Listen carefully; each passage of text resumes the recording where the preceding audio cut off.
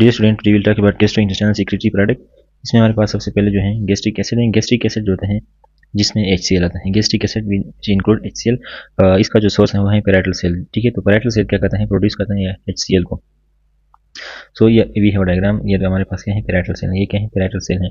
ये parietal cell क्या करता है, HCl को जो है प्रोड्यूस करता है। सो पैराइटल सेल प्रोड्यूस HCl। ये पैराइटल सेल जो होते हैं इंट्रिंसिक फैक्टर को भी प्रोड्यूस करते हैं। So HCl and intrinsic factor. So यहाँ पर जो हमारे पास गैस्ट्रिक एसिड है, it is produce by parietal cell and they are present inside the stomach. So stomach के अंदर जो पैराइटल सेल होते हैं, यहाँ पर ये जो है हमारे पास क्या है, जो डायग्राम में दिखाया हुआ है, ये चीज़ जो है हमारे पास। अब यहाँ फिर क्या है, एक्शन इसका क्या है, ये डिक्रीज करता है स्टोमक का पीएच को। तो इसका मतलब क्या है कि पीएच अगर लेट से अगर हाइड्रोजन आयन ज़्यादा है, हाइड्रोजन आयन जो है ज़्यादा होगा, तो इसका मतलब क्या है कि पीएच कम होगा। इसका मतलब ये है जितना हाइड्रोजन आयन ज़्यादा होता है इतना पीएच क्या होता है, एसिडिक होता है। एंड यानी कम होता है, एसिडिक होता है। ठीक है, तो जितना हाइड्रोजन आयन ज़्यादा होता है, पीएच जो होता है, पीएच कम होता है और वो इन्वायरमेंट क्या होता है, एसिडिक होता है। तो इसका जो हमारे पास एक्शन है, यानी HCl का जो एक्शन है वो क्या है, डिक्रीज करता है pH of the stomach, decrease stomach pH. And we know that histamine क्या करता है, इंक्रीज करता है इट्स लेवल। तो हमने पढ़ा है कि जो इंक्रीज बाय हिस्टामिन, हिस्टामिन जब ज़्यादा होता है तो इसका लेवल क्या होता है, ज़्यादा होता है। तो HCl जो प्रोडक्शन है, it is increase by histamine. और वेगल स्टिमुलेशन जो है, यानी एसिटाइलकोलिन के जरिए सी क्या करता है, एसिडिक सिक्रीशन को इंक्रीज करता है। तो हमने पढ़ा हुआ है कि जब वेगस नर्व जो है एक्टिवेट होता है एंड दैट एसिटाइलकोलिन के जरिए से क्या करता है, गैस्ट्रिक एसिड या HCl की प्रोडक्शन को इंक्रीज करता है। अब यहाँ पे आते हैं ऑटो इम्यून जो है डिस्ट्रक्शन ऑफ पैराइटल सेल। यानी कभी कभी ऐसा होता है कि ऑटो एंटीबॉडीज बॉडी के अंदर प्रोड्यूस होते हैं और वो ऑटो एंटीबॉडीज जो होते हैं बॉडी के अपने पैराइटल सेल को डिस्ट्रॉय करते हैं। एंड पैराइटल सेल जो होते हैं वो क्या होते हैं, एसिनोफिलिक होते हैं, यानी एसिडिक लवर होते हैं। And that why they are called as pink, they are pink when they are stained. तो जब हम उसको स्टेन करते हैं तो वो पिंक आते हैं, इस वजह से ये क्या होते हैं, एसिनोफिलिक होते हैं, acid loving. And chronic gastritis जो होता है और पर्निशियस एनीमिया इस वजह से होता है। यानी जब हमारे पास ऑटो एंटीबॉडीज प्रोड्यूस होते हैं तो इसमें हमारे पास क्या होता है, पैराइटल सेल डिस्ट्रॉय होते हैं। And this occur in the chronic gastritis और पर्निशियस एनीमिया। तो ये दोनों कंडीशन है जिनमें हमारे पास क्या होता है, खासकर पर्निशियस एनीमिया में क्या होता है कि डिस्ट्रक्शन ऑफ पैराइटल सेल अकर। सो यहाँ पे क्या है, डायग्राम दिखाया गया है इस तरह। यहाँ पे क्या है, जो एसिटाइलकोलिन है ये क्या करता है, पैराइटल सेल को एक्टिवेट करता है। हिस्टामिन जो है पैराइटल सेल को एक्टिवेट करता है। ये चीज़ हमने पहले डिस्कस की हुई है। सो पैराइटल सेल के बारे में इतना हमने डिस्कस किया। अब यहाँ पे एक शॉर्टकट लिखते हैं कि कौन कौन से हार्मोन पैराइटल सेल को एक्टिवेट करते हैं और वो कौन से हार्मोन हैं जो पैराइटल सेल को इनहिबिट करते हैं। So first of all let the parietal cell, ये क्या है, हमारे पास एक पैराइटल सेल है। Let's say this is a parietal cell. ये क्या है, ये एक पैराइटल सेल है, this is a parietal cell. इस सेल के ऊपर मुख्तलिफ किस्म के जो हार्मोन्स हैं वो एक्ट करते हैं। अब इसके अंदर हमारे पास 3 रिसेप्टर हैं। एक है ये वाला, this is M3 receptor, this is another receptor that is CCKB receptor, and then this is another receptor, this is called as H2 receptor. तो ये 3 रिसेप्टर हैं। ये जो हैं इसके ऊपर जो हमारे पास हार्मोन एक्शन करता है। तो जो M3 है ये वेगल स्टिमुलेशन के जरिए से जो है एक्टिवेट होता है। And this is M3, these are activated. Gastrin जो है, गैस्ट्रीन ये एक्टिवेट करते हैं CCKB को। ठीक है, ये CCKB रिसेप्टर को एक्टिवेट करता है। और हमारे पास जो H2 है it is activated by histamine. Histamine जो है वो H2 रिसेप्टर को एक्टिवेट करते हैं। तो ये तीनों के तीनों रिसेप्टर क्या हो जाते हैं, एक्टिवेट हो जाते हैं। So these all the 3 receptors are activated.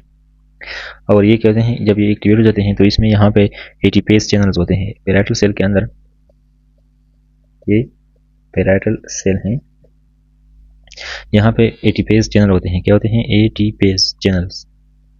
और ये क्या करते हैं, ये एटीपेज चैनल जो है ये हाइड्रोजन आयन को क्या करता है, बाहर ल्यूमन ऑफ द स्टोमक में ले जाता है हाइड्रोजन आयन को। ठीक है, ये क्या है, स्टोमक ल्यूमन है।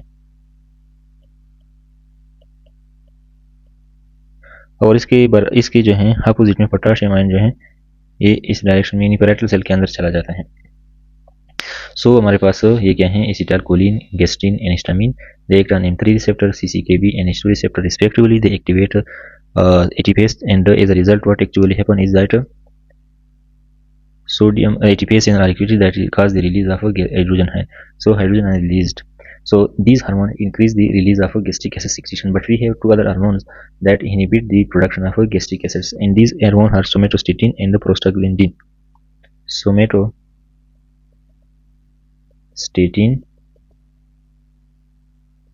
एंड प्रोस्टाग्लैंडिन, ये दोनों क्या कहते हैं, दीज इनहिबिट दीज इट, ये जो है हमारे पास ये क्या कहते हैं, इसको इनहिबिट करते हैं।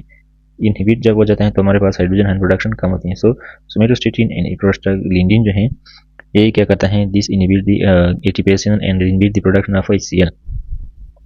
पैराइटल सेल के बारे में एक और चीज़ जो है यहाँ पे डिस्कस कर लेते हैं, जो कि कंसेप्चुअल पॉइंट ऑफ व्यू से इंपॉर्टेंट है। So let's say again we have parietal cell. ये क्या है, पैराइटल सेल है।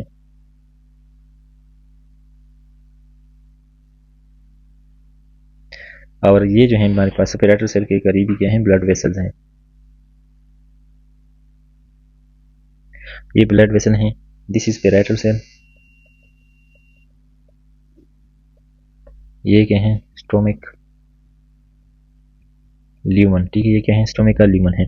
तो पैराइटल सेल के अंदर क्या होता है, इसमें ये इस तरह होता है कि जो H2O है ये कार्बन डाइऑक्साइड के साथ रिएक्शन करता है और ये कार्बोनिक एनहाइड्रेस के जरिए से फिर कार्बोनिक एनहाइड्रेस के जरिए से H2CO3 में कन्वर्ट हो जाता है। H2CO3 के ऊपर फिर से जो है यही कार्बोनिक एनहाइड्रेशन एक्शन करता है और ये बाइकार्बोनेट प्रोड्यूस करते हैं और साथ में हमारे पास हाइड्रोजन आयन जो है प्रोड्यूस होता है।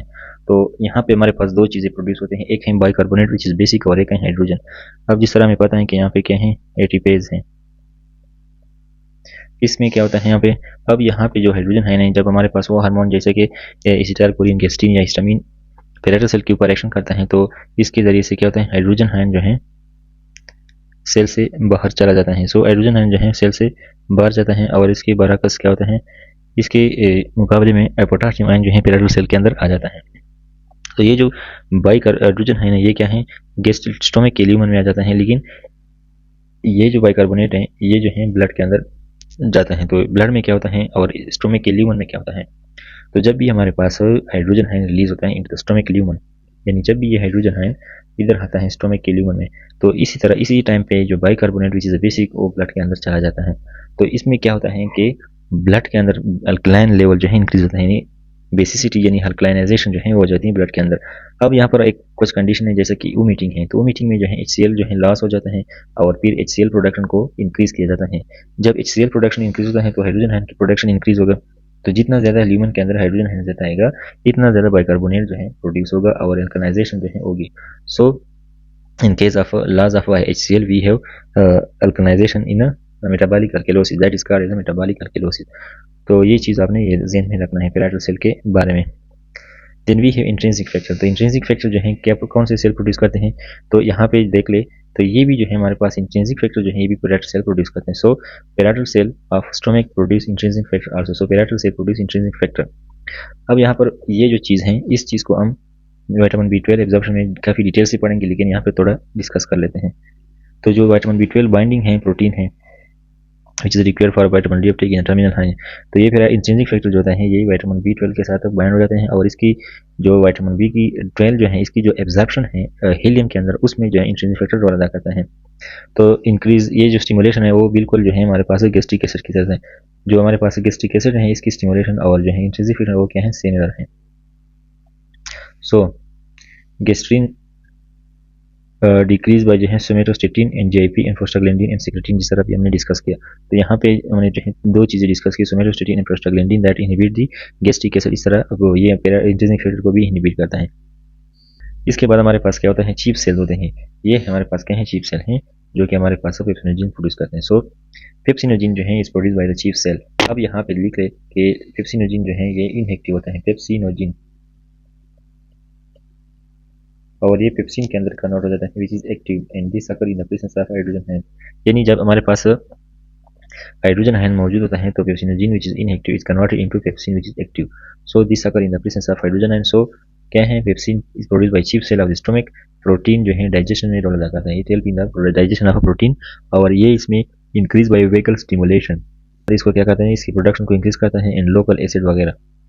तो ये क्या कहते हैं, एसिड पेप्सिन की प्रोडक्शन को इंक्रीज करता है। अब pepsinogen which is inactive is converted to pepsin active in the presence of hydrogen ion, जिस तरह भी मैंने बताया। ठीक है, इसके बाद हमारे पास बाइकार्बोनेट है। तो bicarbonate is produce by mucosal cell of the stomach, duodenum, salivary gland, pancreas and Brunner gland in the duodenum. तो हमारे पास जो है एक तो ब्रूनल ग्लैंड जो इंडोक्राइनल में हमने पढ़ा था कि ये बाइकार्बोनेट प्रोड्यूस करते हैं। ठीक इस तरह stomach, duodenum, salivary gland, pancreas की जो म्यूकोजल सेल हैं ये भी क्या करते हैं, बाइकार्बोनेट को प्रोड्यूस करते हैं। सो यहाँ पे क्या है, एक डायग्राम दिया गया है, ये क्या है, पेंक्रियास है।